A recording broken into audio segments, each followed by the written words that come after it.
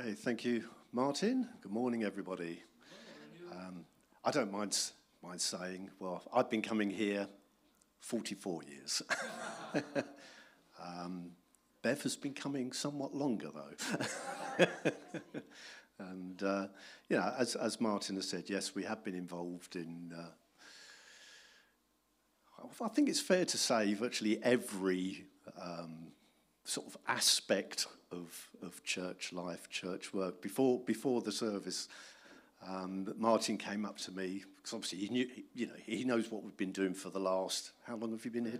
30 years, but obviously didn't know what had been happening the years before. And he said, were you ever involved in youth work? I said, oh yes, and can tell you many a story about that as well. So.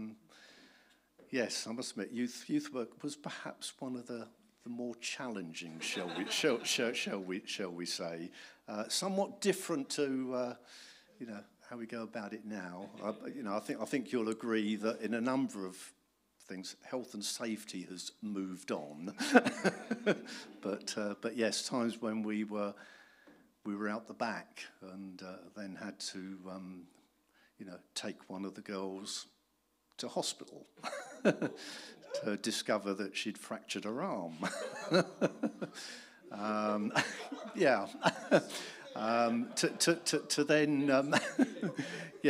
then have trouble with a few of the children and have to go and see the parents, knock on the door, and be mistaken for the police, which I think sums up a lot. But then also taking the same group of children to Spring Harvest for a week. Absolutely brilliant. So, for those of you in youth work, I do stand with you in all of that. Anyway, yes, we've actually called our title, What Gifts Does God Have for You in This Season, and How Will You Use Them? And I stress this season because, as I was saying, Bev and I, we've been involved in near on every aspect of church, of church life. And obviously what you need for one isn't necessarily the same as what you need for another. And just because you're involved in a certain thing now doesn't mean to say that God isn't going to call you into something else. As I look back, you can see that almost everything has been a stepping stone. So it's really, what gifts does God have for you in this season? And then how will you use them? Now, I'm not going to answer that last bit. That's for you to answer it. But just to expand, first of all, on the scripture that Martin read out, and take it a little bit further. 1 Corinthians 4, starting at verse 4. There are different kinds of spiritual gifts, but the same Spirit is the source of them all. There are different kinds of service, but we serve the same Lord. God works in different ways, but it is the same God who does the work in all of us. A spiritual gift is given to each of us so we can help each other. To one person, the Spirit gives the ability to give wise advice. To another, the same Spirit gives a message of special knowledge. The same Spirit gives great faith to another, and to someone else the Spirit gives the gift of healing. He gives one person the power to perform miracles and another the ability to prophesy. He gives someone else the ability to discern whether a message is from the Spirit of God or from another spirit. Still another person is given the ability to speak in unknown languages, while another is given the ability to interpret what is being said. It is the one and only Spirit who distributes all these gifts. He alone decides which gift each person should have. And then in Romans 12, very similar, he says, God has given us different gifts for doing certain things well. So if God has given you the ability to prophesy, speak out with as much faith as God has given you. If your gift is serving others, serve them well. If you are a teacher, teach well. If your gift is to encourage others, be encouraging. If it is giving, give generously. If God has given you leadership ability, take the responsibility seriously. And if you have a gift for showing kindness to others, do it gladly. And in 1 Peter 4, and this came out last week as well, each of you should use whatever gift you have received to serve others as faithful stewards of God's grace in its various forms. Amen. Bev's going to come up and share just a little bit on faith. But just to say, a lot of that is around serving. And, quite often when people hear the word serve, they think, oh dear, we've seen some bit up on the notice, on the announcements, haven't we, about lawn mowing and what have you, and think, oh no, the church is just like a helicopter. What? Well, I better not to get too close, or I might get sucked into the rotors. Anyway, please bear with us. Okay, I'm going to hand over to Bev now.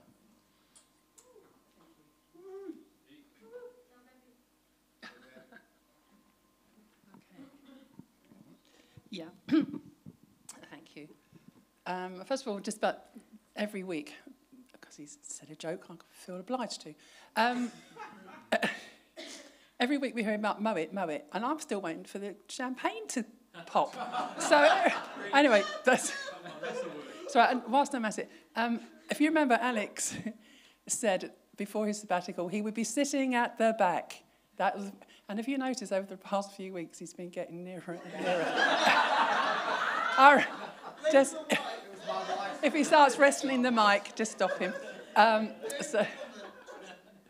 Right, I'm going to be talking to you about faith today. So is there a picture? There is a picture, so if the person doing the buttons down the other end, could you make a picture up here, please? Thank you, right. Right, when was the last time you saw pictures like that on a Sunday morning? I don't think you have. And I can't, again, I'm sorry, having pictures of chickens and eggs, what do? You tell a chicken and egg joke. I can't help it, I'm sorry. What's the best type of chicken to tell a joke? A comedy hen. Come on. Oh, no, it's bad, I know. What day of the week does an egg hate? Friday. Well, that's it now, that's it, I'm finished. They were bad ones, I know, but there you go. Right. Well, I'm going to look today at a gift of faith, and then Neil is going to continue with his part. The reason the chickens and the hen and the rooster and eggs are up there is just a little visual, obviously, to try and explain the difference faith makes. If you have a chicken, Mrs. Chicken will lay an egg every day, maybe even two. But the egg, well, you can use it for cooking, but there's no life there, is there? It's good for eating, but nothing else really. When the cockerel gets involved, it's a polite way of saying it. When the cockerel gets involved, it's different because that egg, it's a gloopy mass in the eggshell.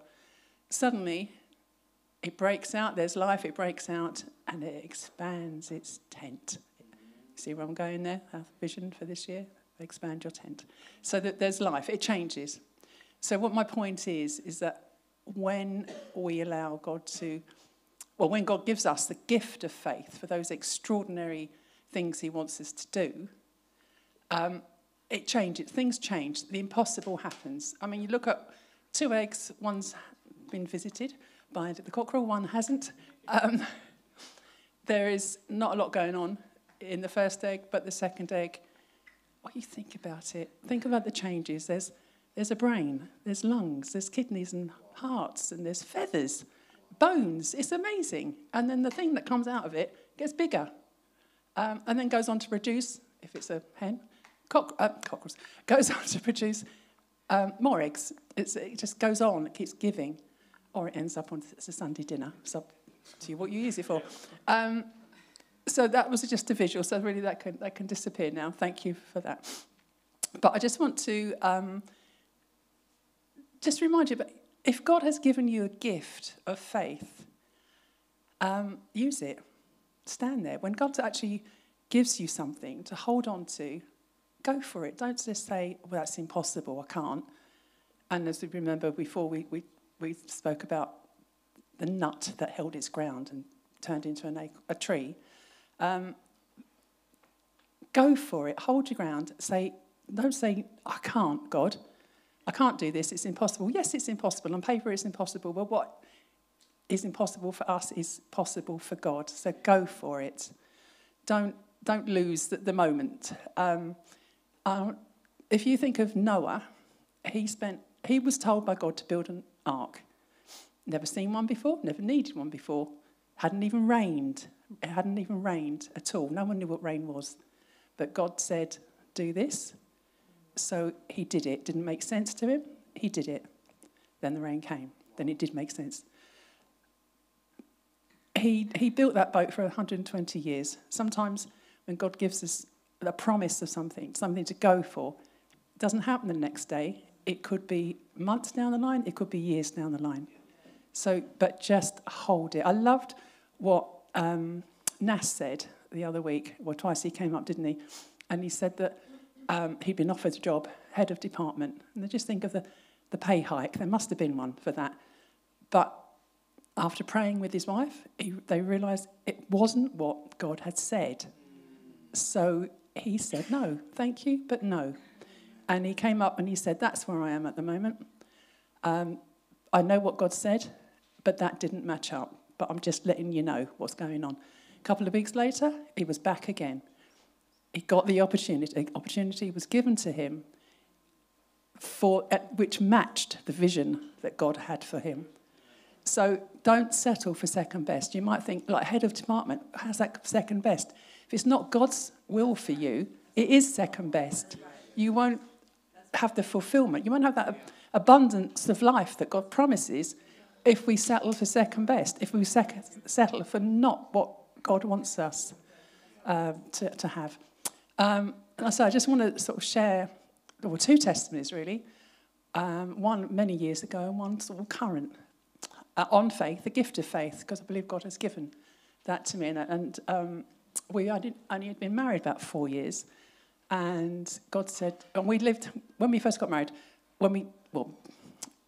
preparing to get married, we were looking around the area here to settle, but we couldn't find anything that we could afford. So we started looking further afield, and we just thought, we'll have a look at Hertfordshire and Buckinghamshire and that. So we're getting things sent to us. No emails in those days. It was letter post. So that's what, and then we realised that's not right. It wasn't right. God wanted us here in this church. So we stopped looking at houses and we came back again. And we were looking more local. We couldn't find anything. So we found something in the end in Sudbury Hill, which is part of Wembley. So we were able to get here on a Sunday, if the traffic lights were all green. Get it right. In about less than about 9.5 minutes, we could do it. So it wasn't that far, but coming in by bus was about an hour and a half. But we had that, and it was great. However, God then told us a few years in, about 4 years in, he said, I want you to move back to East Acton. And we really felt that strongly. And we felt God was saying a house, and we felt him saying a house on the other side of the A40. So not this side, but the other side. And we thought, well, this is what God's saying. It's beyond our means because we couldn't afford it. But that didn't stop Neil from going into estate agents and saying, this is how much money we've got. This is what we want. And it didn't stop them from laughing in his face. And it didn't stop Neil from keep going back. And so, but there really wasn't anything that was any near what we could afford. But we really had that gift of faith, and we thought, no, this is what God wants. If that's what God says, that's what is going to happen. So we thought, well, maybe we ought to take a step of faith. So we put our flat on the market, and the first person, well, first of all, the estate agent who came to value it, I was there on my own, and we'd agreed what we wanted, and then he valued it at less. And I was quite shy in those days, and I said, no, because I knew what God was saying. So I thought, no, we need more than that, and this is how much we want. He said, you won't get it. I said, this is what we want. You won't get it. This is what we want you to put it on for. So he did. Thought I was weird, but there we go. The first person that came through the door bought it for that price. Didn't even offer, bought it for that price. And then we thought, well, we haven't got anywhere to go. So because we did have that sense of God's got it. We know he's got it.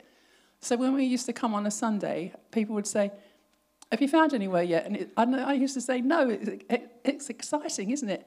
And they thought I was being rude or sarcastic, and I wasn't. I meant it, It was. I thought, well, how's God going to do this? Because it's impossible. But that's what we really had the sense. And some well-meaning people said, you should lower your sights. You should look in a different area, not quite in East Acton, but a bit out a little bit.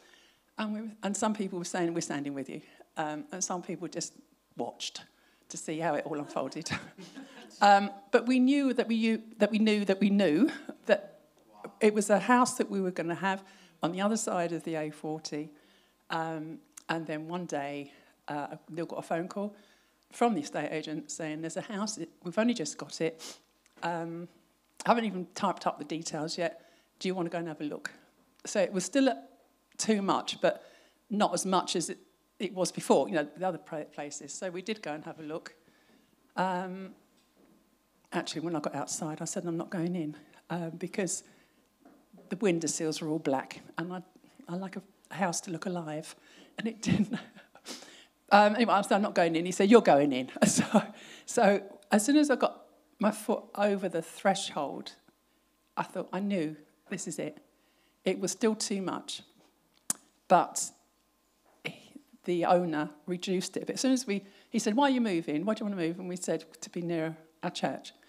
And that sort of changed everything for him, so he lowered the price for us a bit. It was still that little gap still there. But completely out of the blue, Neil's mum had some money left to her, a lot of money sort of left to her. And we were able to take a little loan from her to see us, to fill that gap. Now, it's completely out of the blue. She was really shocked to receive this. But I think it's all part of God's working. And we were able to pay that back. We'd paid it back one payment a year. When Neil got a bonus, we did a lump sum. The following year, he got a bonus, we did a lump sum. I think we might have done that for 2 or 3 years. So it didn't even affect our day-to-day living costs. It was just meant that our holidays, some of them were under canvas. Oh, dear. Oh, so that was interesting. We did enlarge our tent. So we had the house, and we're still there after 38 years. We're still there. But other people in our position, when they got married, so there was quite a few young couples in our sort of set when we were in our very early 20s. They moved out to get a place, and they had to move out again. No one ever moved back in, because it's impossible. Once you start moving out, you never come back into London. But God made a way. He gave us the gift of faith to hang on to that, no matter what it looked like.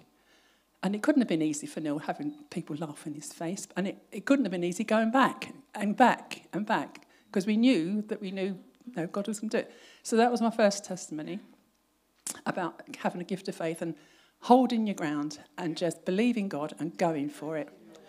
The second one is the gift of faith that I'm still in. I'm still waiting, and that's obviously my sight. So most of you know that I don't see very well. Vision now, so I'm told, is between nothing and 10%. It all depends on the light that's around. So sometimes we can be out, and I just say to Neil, I've got nothing. And then a hand comes to the small of my back, and he sort of gives me the confidence. And sometimes I've got 10%, and it's still a bit strange, because even we went out earlier this week, just locally, and I just wasn't understanding my surroundings at all, because it's just going. And it's been going since, I think I worked it out at over 20 years anyway. I had, when I was 17, I had, what did I have? A detached retina, which took the sight of my right eye. And then the left eye started messing about. I had a hemorrhage in my 20s, and that just left me scarring. And then I think I got, what did I get to? 41, that was a few years back. And then I started with the macular degeneration, which took out, over the years, took out the centre. But I still had the peripheral. But now the peripheral's disappearing on me because I have quite a dense cataract, which they say they can take off. But by the way, we could take your retina off, and if that happens, you'll have nothing. So I'm just saying, no, thank you. And I'm just trusting with what God said to me. So before the macular degeneration started, I was at home, and I read a passage of scripture from John, which said about Jesus walking with two of his disciples, and they came across a blind man. And I've read this before, and I was able to just carry on reading before, but this time it really hit me in the eyes, sort of thing. And they said the disciples said to Jesus, why was this man born blind? Was it because of sin in his life, or was it because of sin in his parents? And Jesus said, neither. It was so that the power of God can be displayed through him. That hit me quite hard. And I thought, God, you've remembered me. Because I've read it before, but that particular day, I was sitting on the bed reading it, and I thought, because I'd put the sight of my right eye on the back burner, because I'd been praying and praying over it, and I thought, okay, we'll just leave it be. But it was there, obviously. And I didn't know what was going to happen with my left eye. This was just before. So I had that verse, and I really felt the presence of God and the comfort of God and the assurance of God. And then shortly afterwards, I got a prophecy through Alex, and half of it was, you're going to do things you'd never done before. Well, that came to pass. Did many things I'd never done before. But then the other half, which I didn't understand at the time, was that I was going to enter a time of tears, but I wasn't to worry about it. This kept getting me repeated. I wasn't to worry about it. It was tied up with the revival that's coming. And once the macula started, and then I would put two and two together, and I thought, right, this is it. This is what I was told was going to happen. And there's been many things throughout the years where God has encouraged me and said, just keep with it. And so that gift of faith has been exercised. And funnily enough, since that prophecy, and I put two and two together and things were getting worse, I've been going to the eye hospitals. 10, I must have been 10 years old since then. So quite a while. Seen them all come and go. I'm still going. But I used to come out very often in tears, holding back the tears or not holding them back, depending on how doom and gloom it all sounded. But since that prophecy and the macular degeneration started, I haven't, because I've held on. God said, don't worry, I've got this. Don't worry, it's all tied up with the revival that's coming. So that was the main encouragement and the keeping me on the right path. It's the gift of faith that he's given me and all the encouragement along the way that this is going to happen. I'm going to get there.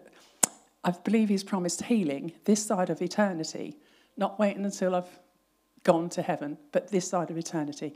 I believe it's still tied up with the revival that's coming. Hey, it's here and it's coming.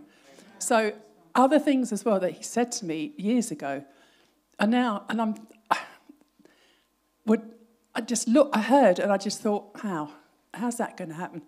There's no way, that's impossible. But then I kept quiet about it, and I've now and again sort of pondered it with the Lord. But it's been there, and now of recent a year or so, things seem to be lining up, let's say. Things are lining up to do with what God, I'm not going to say what it is now, but what God has said. Things are now getting into line with it. And I'm amazed at what, out of nothing, what is coming into line, to line up with the word of what God said. So I couldn't do any of this without having that gift of faith. It's a spiritual gift to do the extraordinary. I mean, sometimes when I'm out, sometimes I think to myself, why am I not screaming? I should be screaming. I can't see. But I'm not, and I've got a peace about me. In the earlier days, I used to get frustrated and a bit cross with people. Never got cross with God. I just got cross with people. But that's a lot better. But it's holding on. Whatever God has said to you, if you've been given that gift of faith, you hold it, you use it, because like that egg that's got no potential in a sense, it breaks out and it's got life and it gets bigger. That's what happens. We broke out of our flat, if you like. It got bigger. We got a 3-bedroom house here. We couldn't afford it. We couldn't make it happen. God did. He gave us the faith, the belief for that, and we stood on the ground that he gave. So if God is saying something to you, if he's given you the gift of faith, and he's told you something about this season that we're in, about enlarging your tent, enlarging the place of your borders, enlarging them, and he's telling you how to do it, and you're thinking, and he's told you, right? So you know that he's told you, but you're thinking, but I can't. We'll just get rid of that, because if God said it, that settles it. All right? If God says it, that settles it. Believe it and go for it, because the potential is amazing, absolutely amazing. So all I can say to you is watch this space, because I just watching this space myself, because I want to know how he's going to make all this happen.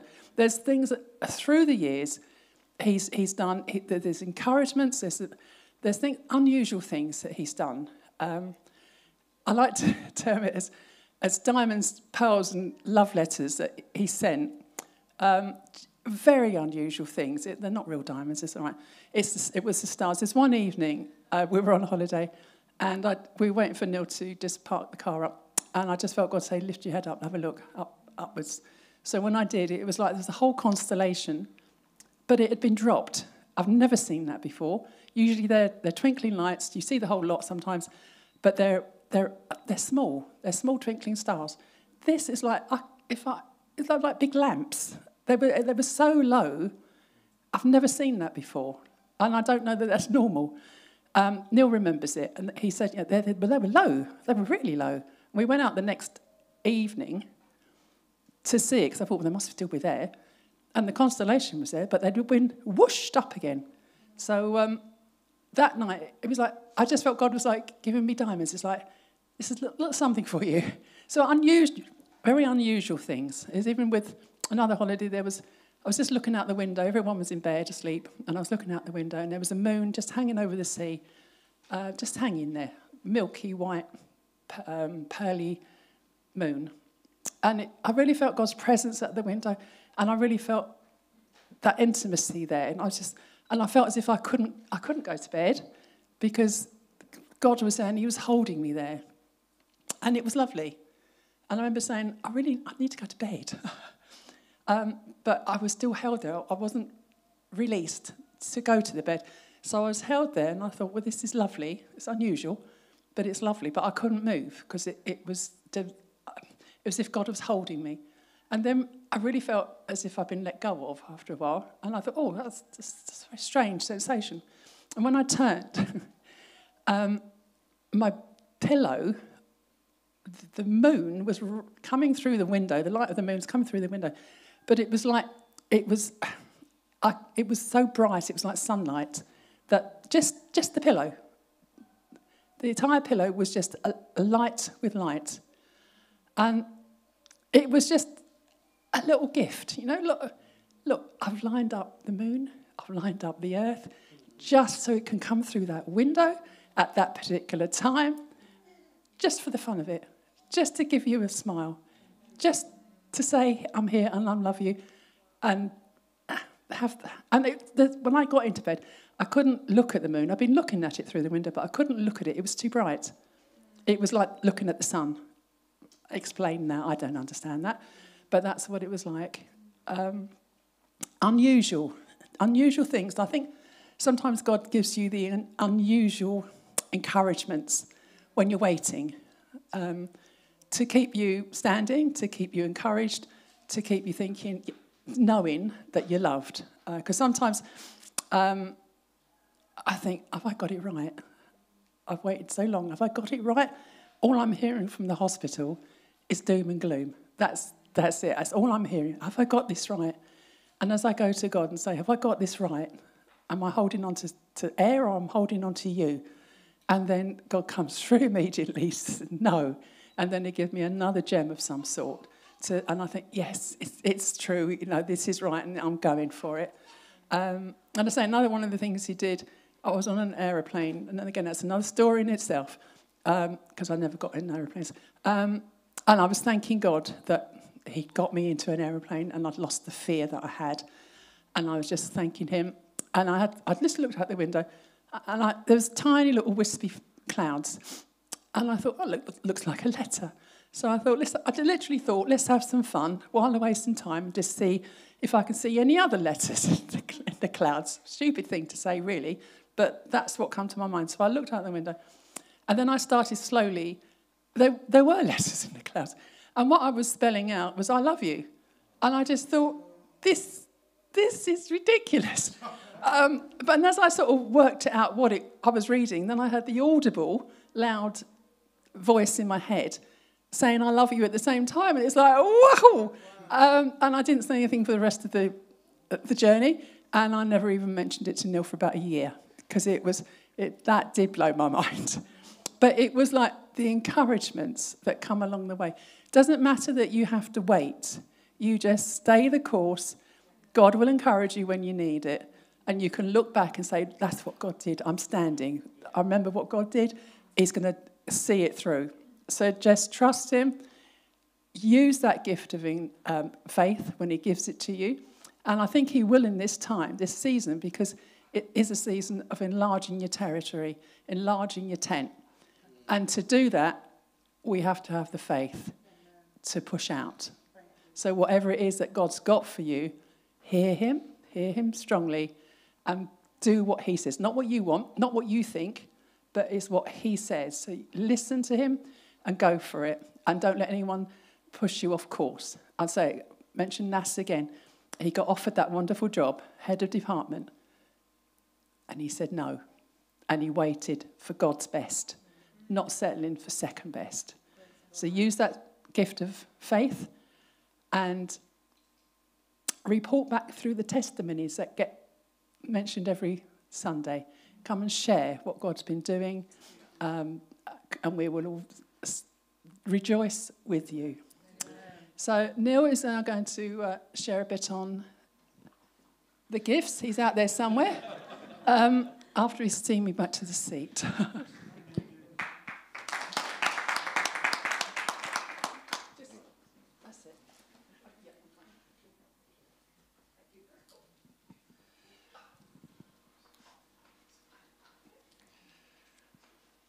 Okay, well, Bev's touched on the gift of faith, but obviously there's many more gifts. And, we've read the passages about God's gifts to us, but it's not an exhaustive one. What about our skills? The things we learn in our workplace, can they be used in our service to God as a help to others? Now, as I say, we're talking about gifts. So, just bear with me.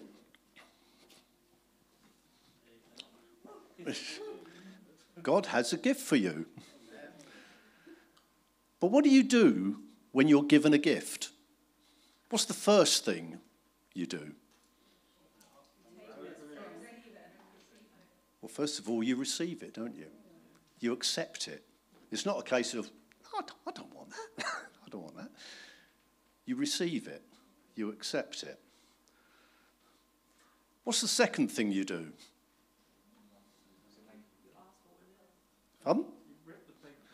Okay, yeah, you open it up. You find out what it is. Yeah?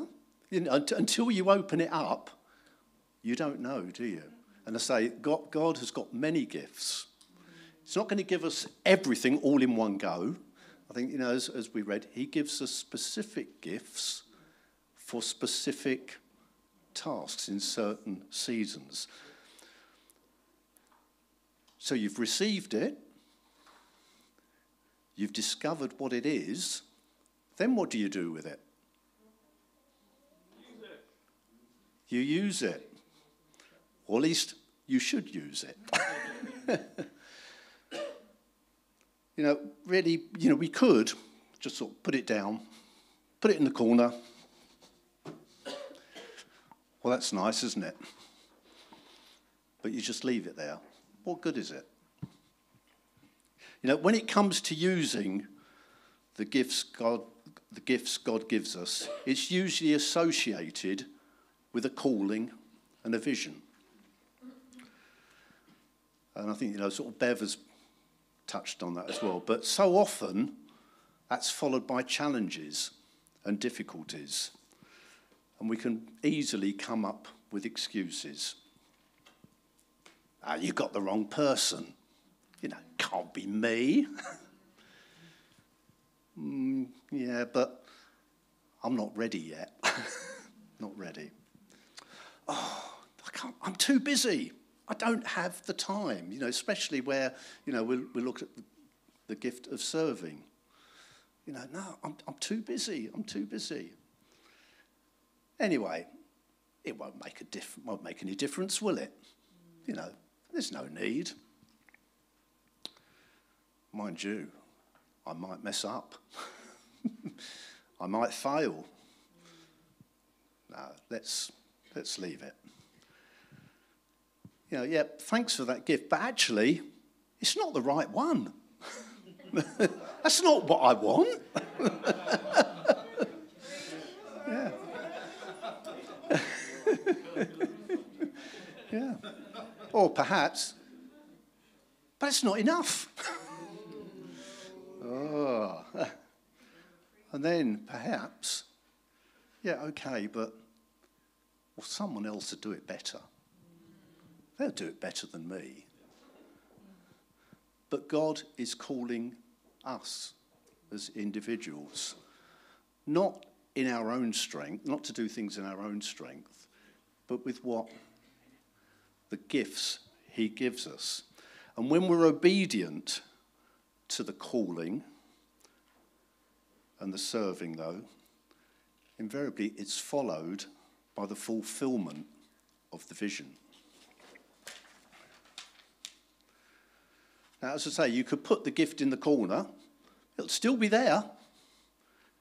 It'll still be there. You can still pick it up later. But when we use it, great things happen, don't we? A few things just to share with you, and I think, Bev and I have perhaps shared these before. Great faith is a product of great fights. It doesn't mean to say that everything is going to be easy. So great faith is a product of great fights. Great testimonies are the outcome of great tests. What can you stand up and talk about unless you've actually been through it? And great triumphs can only come out of great trials. As we use these gifts, so we step out in faith, so our faith increases. And what I've found is that you receive a gift and use it. The next time something comes along,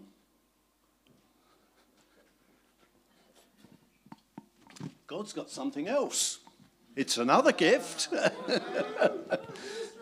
But in line with our faith that's increased, he's giving us more.